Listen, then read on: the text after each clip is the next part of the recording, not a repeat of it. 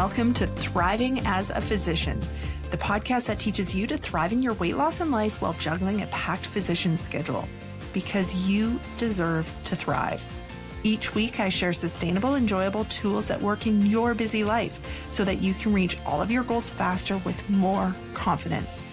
Everything in this podcast is backed by my experience as an obesity medicine physician, years of coaching physicians on weight loss and eating, and my own personal weight loss journey. Let's get thriving. This podcast contains general educational information on weight loss for physicians. I am not providing medical advice, and listening to this podcast does not create a physician-patient relationship. This podcast does not replace the need for consultation with a licensed professional, and no information should be relied upon unless you have obtained specific advice or treatment from myself or another physician. Please review the terms and conditions located at www.weightsolutionsforphysicians.ca before continuing. Hello and welcome to episode 352 of the Thriving as a Physician podcast. I'm your host, Siobhan Key. Super excited that you're here. Today we have a fun interview. It's not directly food related, but everything in life ends up being food related. So I have Dr. Krystal Sodaitis joining me today, and she's talking about cruising. This is something that's newer for her, or she's started a podcast about cruising as it's a passion for her.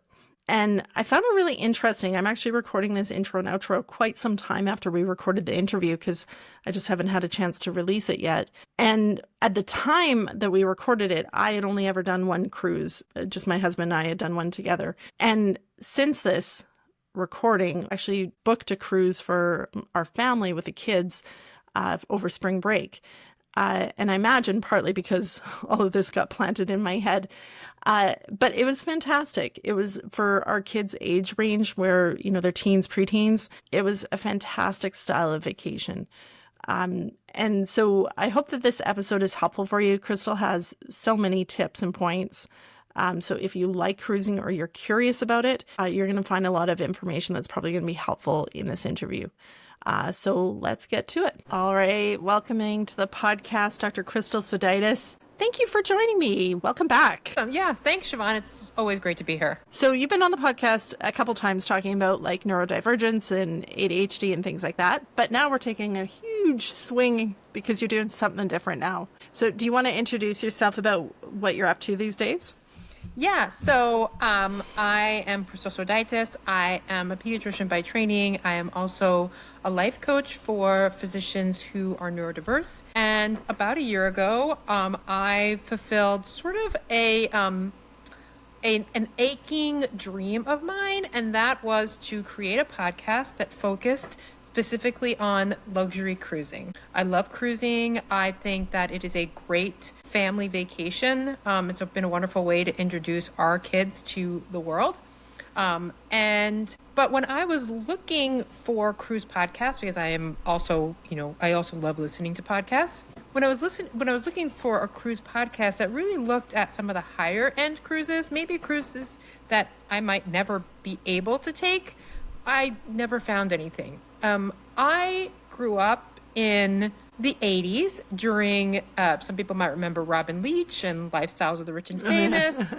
And, we had Cribs, and now we have, housewives of everywhere. And I think as a society, we just love hearing about luxury, even if we never actually get to experience ourselves. So that was my initial impetus. But what's interesting is as I've been working on the podcast, I've realized that, luxury is different for everybody.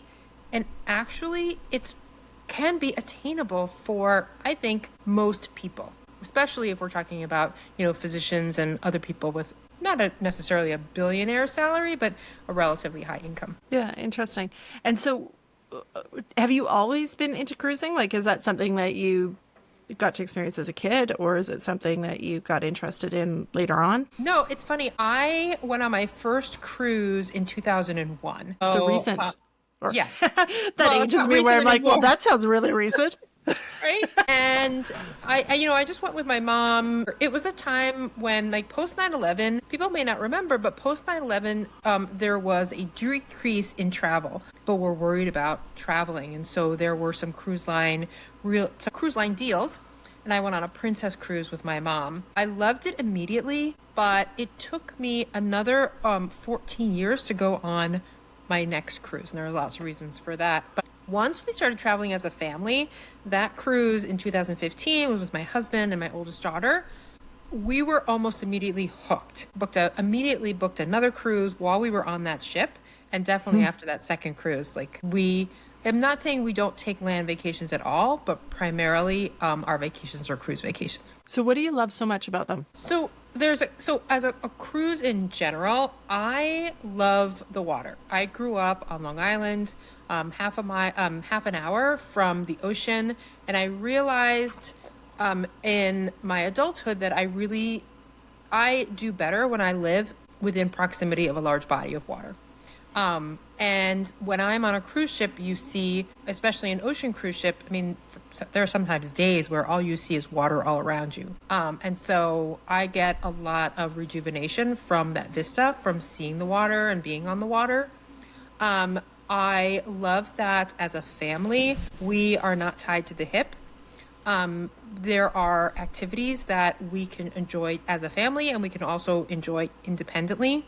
I feel very secure in the child programs and the amount of security that is on a cruise ship, especially cruise ships that are geared towards families. So it allowed us to give our girls increasing independence to be able to, you want to go down. It might start with, you want to go down to, grab breakfast or a piece of pizza or whatever. Okay, you go, once I know you can get back to the room, you can go down and do that on your own, to being able to just sign themselves in and out of the kids club. And now my 17-year-old at about 8 p.m. disappears and she knows she needs to be back. There are rules, not saying that they're allowed to reign free. There are certain rules and guidelines, but she also knows, like, she at 8 o'clock, she's on her own. She's met probably dozens, if not hundreds, of people from around the world, some of which she still stays in contact with. So it's just been, from our perspective, it's been great. And lastly, I would say that what got us initially hooked also is it is probably one of the most economical family vacations you can find. Can you go on a cruise and spend $50,000 for a week? Absolutely. But can you also go on a 1-week cruise and spend $4,000, which includes your room, your food, your entertainment? Yes, you can, which I would say is kind of hard to beat these days. Mm-hmm. Yeah, travels, especially as a family, has definitely gone up. So what are your tips for I think, especially people traveling as families are always interested in how do you make it affordable? How do you get that luxury feel while still keeping it affordable? I think is probably the real question. Yeah. So the first thing is, if you have more than one child, I would say getting adjoining staterooms really gives you that space. Even many suites are really designed for 2, maximum 3 people, unless you're really going high end and getting sort of like the 2-bedroom, 4-bedroom suites, which are just astronomically expensive. And so we have done very well recently with getting adjoining rooms, which means that we have 2 bathrooms. We have a lot more space. But we're connected. So it's not like my kids are off down the hall in another room and I don't know, I can't hear them come in and out. It's hard for me to stay connected with them. So adjoining rooms is definitely one of them.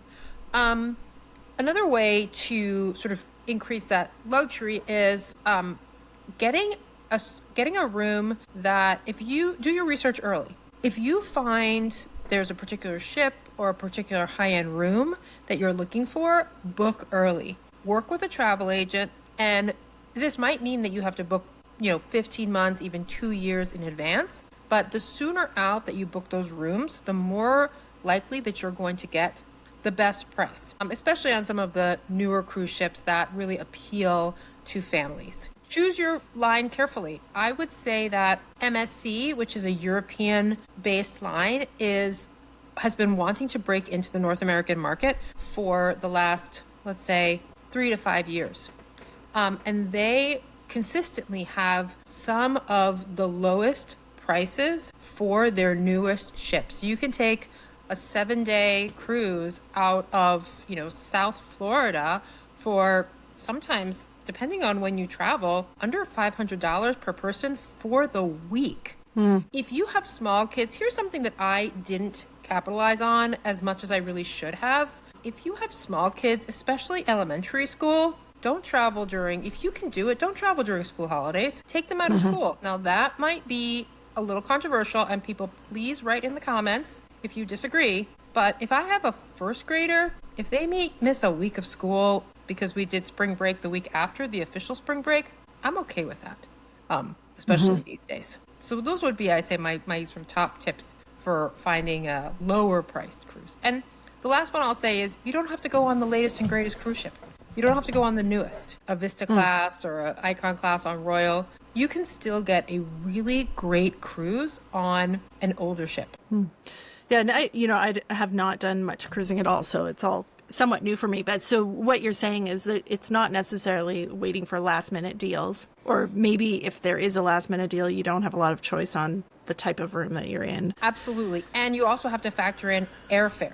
Like, neither one of us live near a cruise port. And so I might be able to get a last minute deal, but then what are the flights gonna cost me? And then it might be 4 people in one room, and certainly you're not going to get adjoining rooms. So as a family, if you want those adjoining rooms, you need to book in advance. Oh, yeah. And if you are going for an older ship, there aren't as many. And so they're going to sell out quickly. And sometimes people pick a room that's an adjoining room, and there's not even 2 of them, which is personally so frustrating for me. But they just want one of the 2 adjoining rooms. Like, whoa, why? Yeah, they probably just don't even think, hey. And then when you're on the cruise, how do you like keep that luxury feeling or make the most of it? Yeah. The first is we consistently get dressed for dinner. That doesn't mean I'm in a cocktail dress and my husband is in a suit and tie and I make the girls, wear whatever Sunday best, Christmas mass dresses. But we plan for dinner to dress a little bit nicer.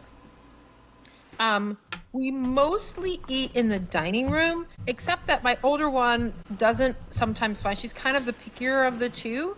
And sometimes she has difficulty finding finding something on the menu that she likes. And so we'll sometimes go to the buffet, but even when we go to the buffet for dinner, we're still dressed nicely. It's I'm not saying 100%, but 75%. Sometimes it's been a long day, it's hot, you just want to go in and out. Yeah, we're in, shorts and Crocs or flip-flops, and we just run into the buffet. But most of the time, we sit down, we're served. Cruise ships are very good at making sure you have the same wait staff every night, so they get to know you. They know what your drink is, right? They know if you like a Diet Coke or a martini with your dinner. If I have a sensitivity to flour, so they know, like, oh, we don't bring her bread. Do you want gluten-free bread today? No, thank you. That level of service, and allowing for that level of service really helps it feel luxurious. You can up your level of luxury if you want to buy some specialty dining. Most of the contemporary cruise lines, and by the contemporary cruise lines I say is Royal Caribbean, Norwegian, MSC, and Carnival. Most of them will allow you to buy specialty dining. And that's a higher end restaurant. It's usually going to be like an Italian or a steak place, sushi. And so buying a few dinners there will also help bring that sense of luxury. And then the last thing that is not ideal for families, especially if you have kids that need that constant adrenaline, like the ropes course and the roller coaster at sea and the rock climbing. But some of the premium cruise lines, and the premium cruise lines are, I consider Disney a premium cruise line, but that Disney doesn't factor into this, what I'm about to say.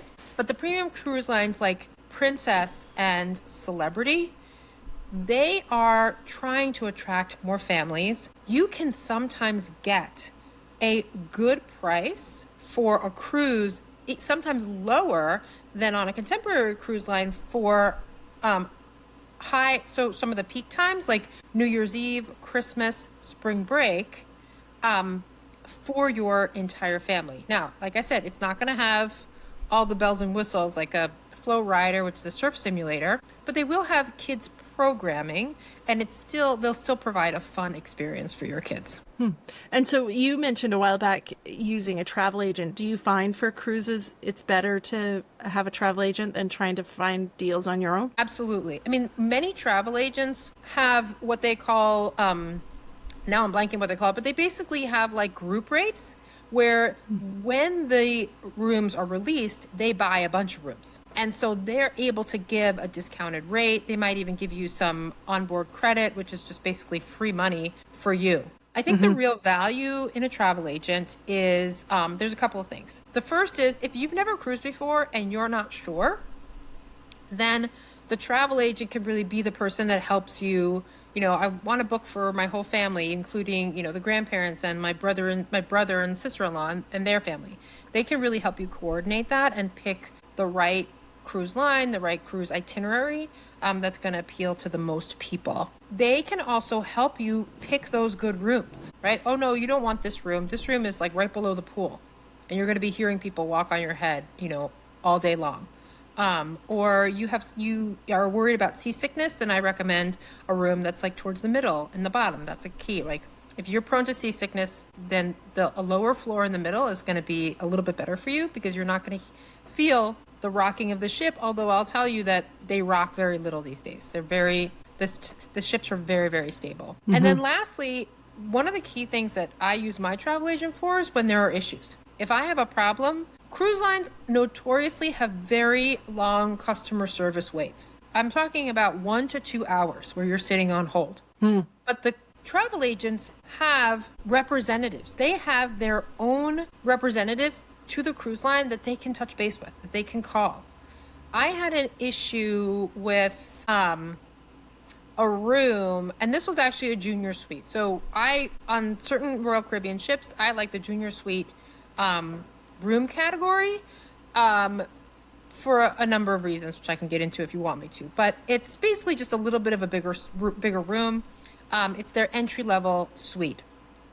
And I booked this room way in advance. It was on their brand new cruise ship when Icon of the Seas first dropped. And I got an email from Royal Caribbean only a few months before the sailing saying, well, we just want you to know that your room has been changed to partially obstructed, the balcony. And I was like, wait, what? Like, partially obstructed balconies are lower than a unobstructed sea view. So where's my refund? Is there going to be any difference? So I reached out to my travel agent. She reached out to her. I think they're called BDMs. I can't remember right now what BDM stands for, but she reached out, and I either got a cruise credit or a free dinner or something, but I didn't have to battle with the cruise line and say hey, you downgraded my room and what do I get for it? So that's what I think a travel agent is. Some travel agents will let you know if the price changes, if there's a price drop. I've even heard of mine particularly doesn't do this. I still love her. Shout out to Michelle at Simply Inspired Travel, Travel Simply Inspired. Some travel experts will or travel advisors will be like, hey, your room dropped $50. I've already taken care of it.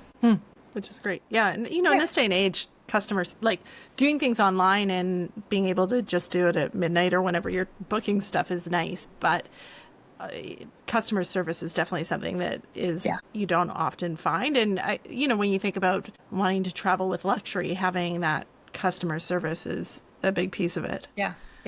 And if you're new to luxury, a travel agent, especially one that knows the luxury lines, they can tell you what are some of the features. Like Oceana, if you're a foodie and you want a luxury cruise experience, you want to go with Oceana or Krystal. If you're new to luxury and maybe you don't want to break the bank, maybe you go for Explorer Journeys. A little bit smaller. It's brand new. It's also owned by MSC. They don't have a lot of ships. If you want a tried and true, maybe you're a part of the Norwegian, you love Norwegian and you love Norwegian cruise lines, and you want a tried and true cruise line, then you go with Regent Seven Seas. And they all have their different personalities. And so these ones that you just listed, most of them aren't familiar to me. So I'm assuming they're smaller, more boutique, much higher end cruises. Yes. Okay. Yeah, nice. We talked a little bit about food, and just for most people listening, vacation can be stressful when you're trying to eat healthy, and historically you have issues eating healthy on vacation. What are your tips for seeking out food that tastes good? Because you don't also want to go on a luxury trip and eat crappy food, Right. but also is healthy. Like, does a cruise need to be a total food bomb? No. And like I said, in the last 10 years, I have really learned how to not gain that. I think they say on average, people gain 1 pound per day on a cruise ship. And that's because they see it as an excuse to just like go all out. And I don't think you have to. And I think you can really still really enjoy the cruise. And in sometimes for me, I enjoy the cruise more when I haven't just gorged out on all kinds of, heavy and rich foods that I'm not used to at home. Do you want me to give a couple of like my tips and Yeah, totally. And I think just as you're saying that, I think this happens with all-inclusive resorts too, right? Where psychologically there's this idea of, well, I've paid for all this already. I need to make use of it, right? And same with if you have a drink package or all-inclusive drinks, it can go the same way too. And then you end up eating more than you normally do from this mindset of like, I need to maximize what I get out of this cruise. And I think what you're saying there is a really good point, is maximizing volume doesn't actually always maximize the experience. Exactly. But maybe you can maximize like specific things that you really love that might be higher end and really enjoy that versus like just the buffet volume. Totally. Yeah. But what are your tips? So, and these have evolved over the years. And the first thing that I love about the cruise lines is they have evolved to many of them use an app. And you can look to see within about a week, maybe 3 days before your cruise, you can actually see the dining room menus. So I can look ahead I can first plan, because I am a big planner of my food. That's one of the ways how, I manage what I eat. And so I, plan about maybe not 24 hours in advance, but at least that day I think about what I'm going to eat and plan for it. So I can look at the menu and make a decision before I sit in the dining room what I'm going to eat. I can also look at the desserts, and cruising as much as I have, I know what desserts are kind of quote worth it to me and which ones aren't. And so I can plan in advance and I can say, oh, day 3, this chocolate lava cake, this sounds amazing. This is the day I'm going to have dessert. All of them usually have like a fruit plate for dessert. You can ask for a fruit plate for dessert. You can ask for, usually they have like a cheese plate. If you really don't want to be sitting around while everybody else is having their, baked Alaska and cheesecake and you want to be having something, you can plan for having, maybe some no sugar added. Cruise lines have gotten great about no sugar added foods and desserts. They really have been gearing up the healthy food choices. So planning in advance what you're going to eat is my number one tip, and it's easy to do because the menus are there. When you're going to the buffet, I used to say I only make one trip to the buffet. And for some people that may work. The reason why I changed that was because sometimes I would get something I didn't really like and I would end up feeling sort of like, I ended up feeling kind of gypped. I was like, wow, I didn't really like that. Now I decided I'm not going back. So I actually altered it to 2, but much smaller portions. You can take small plates, and you can take bowls. You can make those sorts of adjustments. But knowing that you're not going to just continue to go back and go back and go back. And something I learned a very long time ago, and that is I make a lap of the buffet before I decide what to eat. So I look around at what all the options are, and then I make a decision. Oh, I'm going to have, there's usually always Indian food.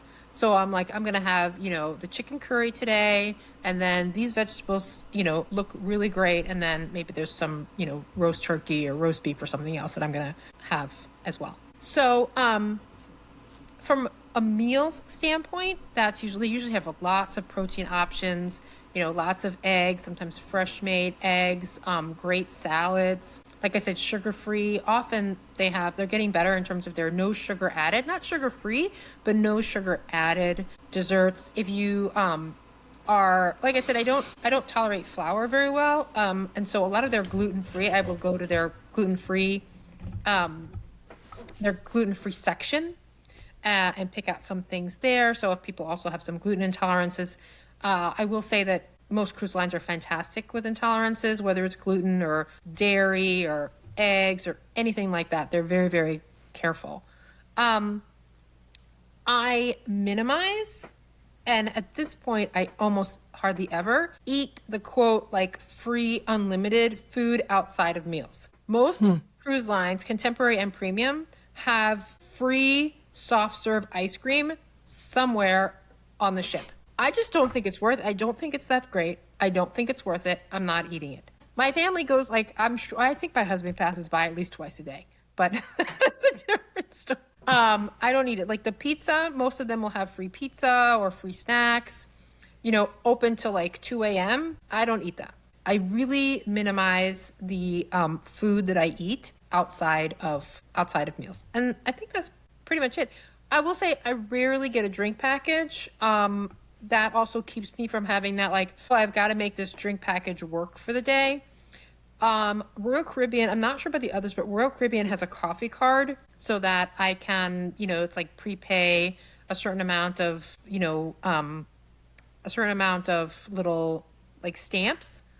And so I'll get that to kind of reduce the cost, but I can still get my specialty coffee. And then if I want to drink, I'll just buy it a la carte. I'm not going to drink most drink packages. You have to drink a good, 6 to 7 drinks a day to make it, to break even. I'm not going to drink that much. I've just decided before, I'm not going to drink that much. And that's also a barrier for me, or to not drink as much, because I'm paying for them all out of pocket. Yeah, those are all really good tips. And I think like what I'm hearing under your approach is like being selective with the food you eat, not just eating whatever food shows up and may look appetizing, because it isn't always actually taste appetizing, but focusing more on the places where the food is a little bit higher end, a little bit better quality. Right. I think one tip I suggest on a trip like this, because you don't want to like do a trip like this and feel restricted. Like you don't want to be like looking at the food and feeling like I have to be careful, all that sort of stuff. But looking at it and making a decision of like something like, I'm going to just make sure I eat lots of vegetables. And so then when you're looking at the buffet, you're focusing on what are all the vegetable things, and it naturally fills up your plate and ultimately fills you up. It's less space for the other things, but it feels a lot more abundant. Same thing on if you're sitting down with a la carte, like looking and being like, okay, what's something that, has lots of vegetables, or can I ask for extra vegetables? It's always more fun to ask for more stuff than asking for things to be removed.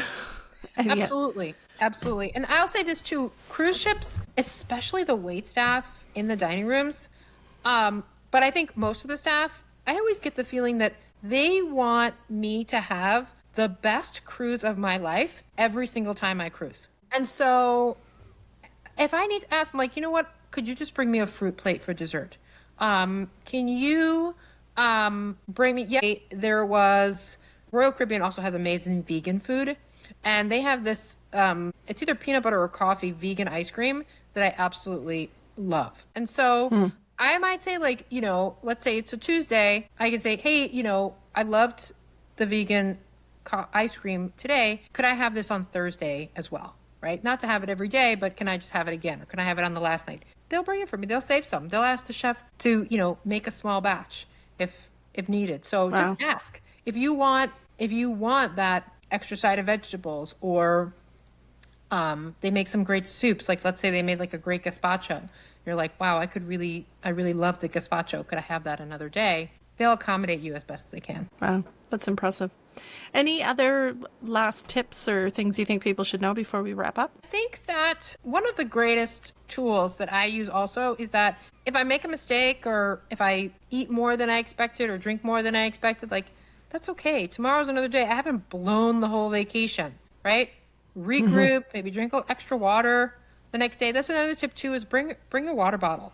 Most cruise ships, the water is all potable. I don't like drinking from a sink anytime, but certainly not on a cruise ship. But they usually have water refilling stations. And so bring your water bottle. Sometimes I've even brought some like in the States we have Crystal Light, or they have all kinds of like rehydrating solutions. I might bring some, and just to give my water a little bit of flavor if I want one day, and give myself a treat. So I would say, yeah, bring a water bottle.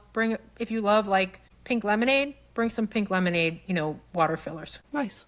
And can you let people know where they can find you? Yeah. So the podcast is called Luxury Cruising. It is available anywhere you listen to podcasts. Anywhere you listen to podcasts. And the website is luxurycruising.net. Awesome. Well, thank you so much for joining me today, Krystal. Thanks for having me. It was great. All right. So much good information in that episode. I'm going to need to listen to it again. As I said, we did another cruise with our kids, and so I need to listen through and pick up all the little tidbits again, especially how to make it cheaper and more affordable, because taking kids on any sort of trip is not affordable these days, or not cheap, I should say. I hope that you enjoyed that. Make sure if you want more information, check her podcast out. Reach out to her. She's a fantastic person. You may have heard her on this podcast before. She's come on and talked to us about ADHD and binge eating, as well as she's been on some of the New Year's interviews, and has a past, and I think is still currently doing this, coaching neurodivergent physicians. So physicians with ADHD and autism and stuff, who are high functioning and just need some coaching. If you are somebody who really struggles with eating, and if a vacation like a cruise vacation destroys all the work you put in for weeks and weeks and weeks, I can help with that. And that's why I designed Thrive Academy for Overeating. So you can actually build the skills to feel comfortable around any food. You can build the skills to be on a cruise, really enjoy yourself, really enjoy the food, and come home feeling like you don't have to make up for anything. That's what I teach you inside the Thrive Academy for Overeating. It's open to everybody. You do not need to be a physician to join. And it is a program where it's the last program you're going to need for overeating, because we teach you the skills. I don't tell you what to do. I don't tell you to just stop eating certain foods. I teach you why you seek out those foods and what to do instead, what non-food things to do so that your brain just isn't seeking those foods so much. How to actually be around those foods, like on a vacation where there's a big buffet, and feel comfortable with your choices without having to like strong arm yourself into making healthy choices, or, exert a ton of energy. That's not sustainable. That's not what we do. And most importantly, we do it without feeling restricted and without depending on willpower, because we are interested in sustainable change. I want you to take things away from this program that you will be using 10 years from now. And I know that you will. So if you're interested, check it out. Start2thrive.ca. That's start2thrive.ca to check out Thrive Academy for Overeating. Super easy to join. It's a month-to-month subscription. Stay as long as you need, but there are no commitments or contracts. And come get help. It doesn't have to always feel like this. I can help you. All right. Have a fantastic day, guys. We'll talk to you later. Bye.